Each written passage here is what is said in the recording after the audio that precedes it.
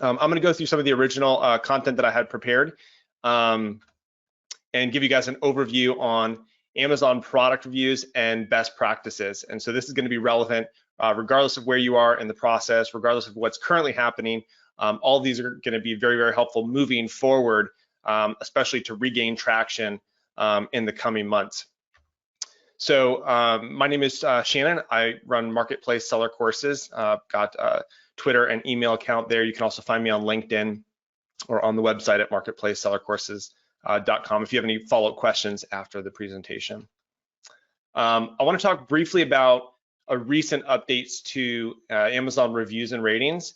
And so one of the interesting updates that Amazon made recently was, instead of calling them reviews, Amazon started defaulting the language to ratings. And you can see from this example here that instead of saying 179 reviews, it says 179 ratings. And if you click to see all customer reviews, it'll drop down. And in this example, it's saying showing 1 through 10 of 130 reviews. So what that means is Amazon is showing ratings and reviews aggregated on the detail page. You can obviously go through and read the reviews, but the ratings are just going to show up in terms of the star ratings on the product detail page. And the reason for this is probably pretty simple. Amazon wants to get more ratings. They also wanted to lower the bar and the threshold for the amount of time and energy it took for a customer to leave a product review. So basically, instead of having to write a headline and write a review or add photos or video or anything like that, you can basically just click the star rating that you want, and then Amazon will add that as a rating to the detail page. But you can also go through and still add that headline, write the review, add a photo or content, and that will show up under the review section. So the goal is really to get more product feedback. We've seen the number of ratings skyrocket for many, many products, especially with ones with higher sales velocity, by Amazon making this change. So we know the importance of reviews and ratings still as significant today as ever, specifically in terms of Amazon's platform, the A9 algorithm and sales. We know that having better product reviews and higher ratings is going to increase the organic ranking of the product. So where that product ranks organically for any of the keywords that it's indexed for, as well as the click-through rate.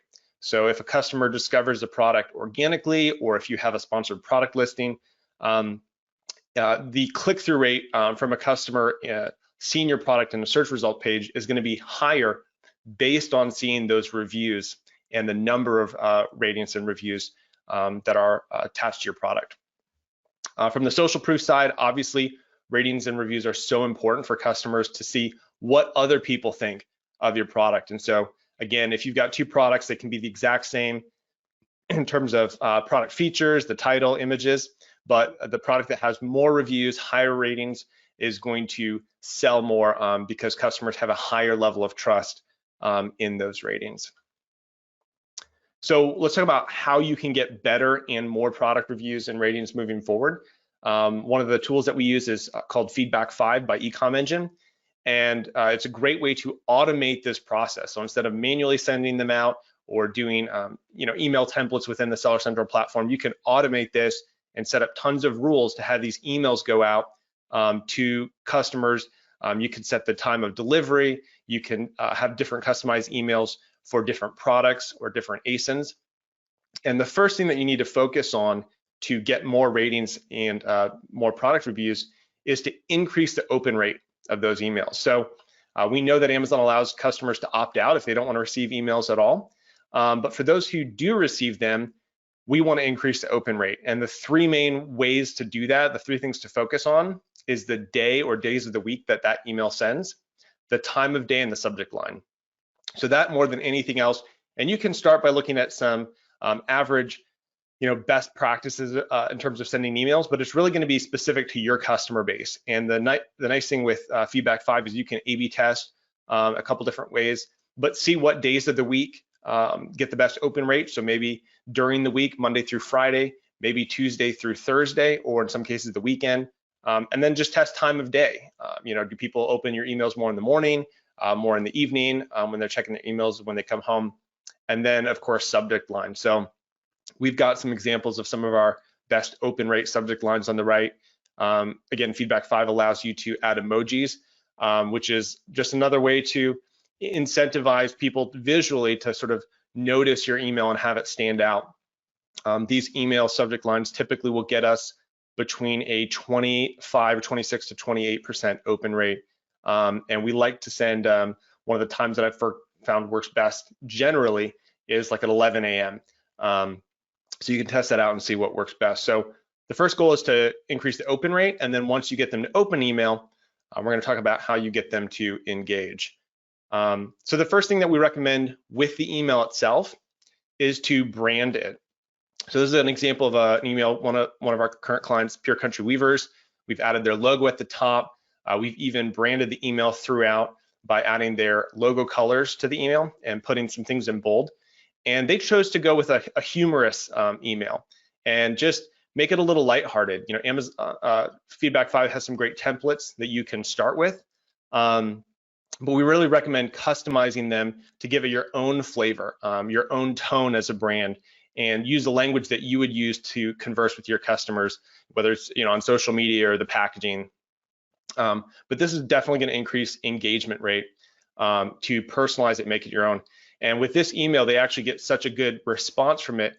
People will actually post in their product reviews, hey, I love the product, but I also love the email I got. So creating that sort of viral sense. And we've had people share them on social media because they did something a little outside of the box. The last tip here is to personalize the email. And so instead of just having it come from your brand or your company, have it personally signed. In this case, we have it signed by the president of the company. In some cases, we've had it signed by the first names of the people who handle customer service, knowing that they're going to be the people that you're going to engage with. And it just creates a little more of a personal connection, emotional connection. And people are usually a little more respectful and a little more responsive when they feel like there's a real person on the other end of it. Now, one of the things that you may have noticed recently, if you looked at your orders in Seller Central, is this request a review button. And so this is brand new within the last few months. And so what you could do is you could click that button manually, and Amazon would send this templated email that was basically completely in line with Amazon policy because Amazon's providing it. And it sends an email to the customer to request a product review and seller feedback. Feedback 5 just came out with their official integration so that you can actually use Feedback 5 to request a review using this feature, using their tool. You can still set up rules to send. You cannot customize the email, but again, the benefit is it's completely in line with Amazon policy, and Amazon's going to automatically send that if you integrate that Feedback 5 aspect of it. The nice thing to note is it does not go through buyer-seller messaging.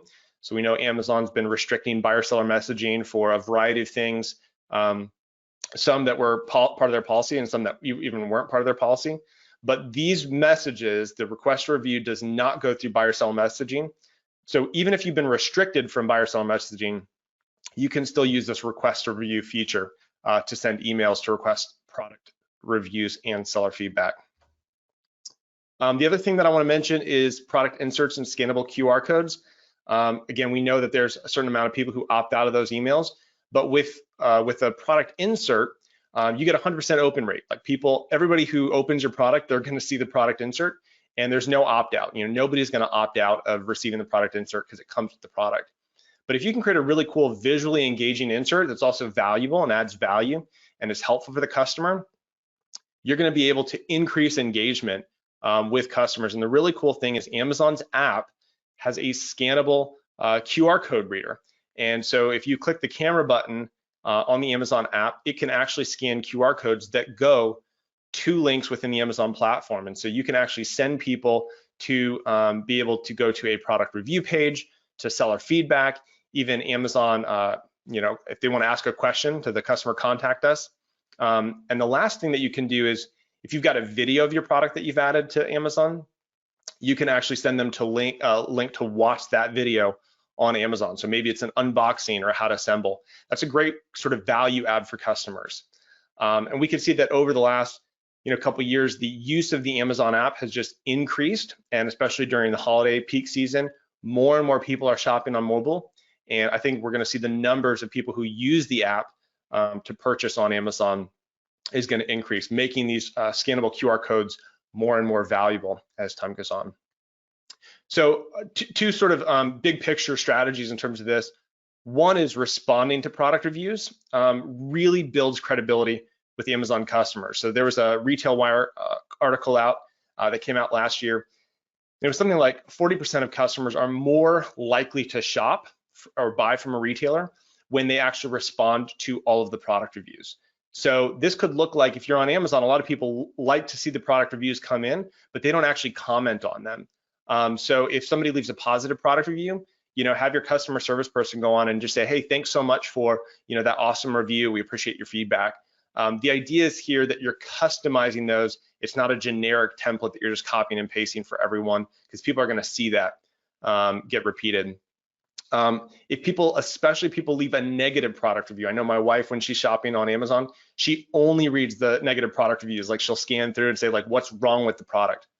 The benefit here is, if somebody's going through and doing that and reading the negative product reviews, and they see that every single negative product review, you as a seller have responded to that and offered a solution. So maybe they said, hey, I received my product and it was damaged in shipping. And you respond in the product review and say, hey, we're so sorry that happened. Please contact us. We'd love to ship you a free replacement, right? It may not even be for the person who that happened to. Like, you can't find out necessarily who that person was, but it's for the new customers who are going to be reading those product reviews and deciding whether or not to buy your product. If they know that you stand behind your product, they're going to be more likely to purchase, even if there's some negative product reviews on your listing. And let's just be honest, every product at some point is going to get a negative product review. The last key piece from here is to learn from the product reviews. So when you get positive product feedback, negative product feedback, look at incorporating questions or issues that people have. Maybe they had trouble understanding how to use the product. Maybe they were disappointed by the size, the flavor, or the taste. Whatever those things are that you can learn from, consider incorporating those into the listing to utilize what we call pre-customer service. So it might be updating the product features to provide a little more explanation, or updating your product photos with infographics that maybe better describe the product or give the dimensions or integrations that the product has, or even some assembly instructions. And then lastly, adding videos to your product listings, which you can do right at the top under the image block if you have brand registry, or under related video shorts below. But those can be really, really helpful to answer customer questions before they have them, as well as be able to make the most of the product once they get it. So lastly, just to wrap up here, some current review and rating policies. Don't pay for or incentivize reviews. You're not allowed to review or rate competitors' products, and you can't, whether in your emails or your inserts, redirect negative reviewers. So you can't say, hey, if you had a great experience and loved the product, leave a product review, and if you had a terrible experience, contact us. Amazon considers that redirecting, and it is a term of service violation. Lastly, don't ask friends or family for reviews, even though it's tempting, and you can no longer give away free products in exchange for reviews. So all of these will help you stay in line with Amazon TOS and be able to be a seller with longevity and increase sales over time. So that's basically it from my side. We offer Amazon courses and Amazon coaching for brand owners that are looking to launch, grow, and protect their brands on Amazon. Of course, certainly right now, there's a lot of issues that are coming up with everything going on. So you can go to the website and book on-demand coaching, but the goal is to be as helpful and available as we can, especially for learning. Everything's moving to online. So if you find yourselves stuck at home with time to spare and want to get caught up on your A game for Amazon, this is a great opportunity to do that. And I do have a handout, and we'll see if we can add that in the link here shortly, or send it out afterwards. But yeah, Chad, thank you so much for hosting, and appreciate being able to be on today and share some helpful info.